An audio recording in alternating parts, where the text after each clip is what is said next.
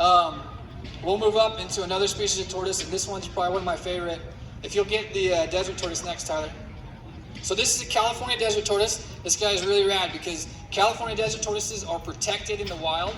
They're really common in the wild. If people would roll out in the desert, they'd find them. They pick them up because they're slow moving. They're really cool. These animals are really curious. They'll approach you as you're out in the desert, and they take them home.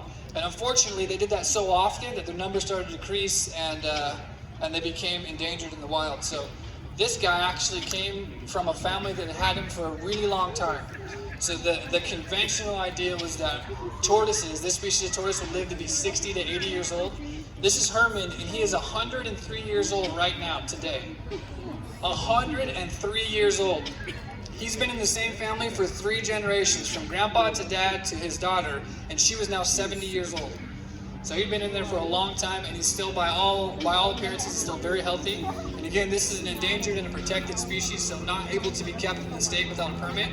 So the woman that had him, she reached out to Fish and Game, and Fish and Game said, that's a protected species, we can't take it in. And the shelter said, we don't even know what to do with the tortoise, we can't take it in. And she called different organizations and said, we don't have permits to take it, we can't take it in. And it would have been a shame for this 100-year-old animal to have nowhere to go. So she got a hold of us, and we were able to add it to our permit, and he comes with us to shows, and he's a really cool guy. He's also a species that hibernates, so pretty soon here he's gonna slow down, he'll stop eating, he'll stop drinking, and he'll basically go into a deep sleep for all of winter.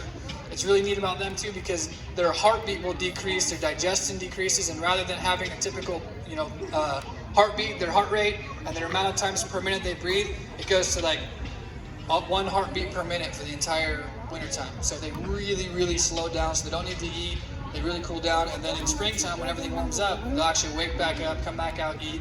So he's pretty cool. He's also an herbivore, so he only eats plants. But yeah, that is Herman. He's our California desert tortoise.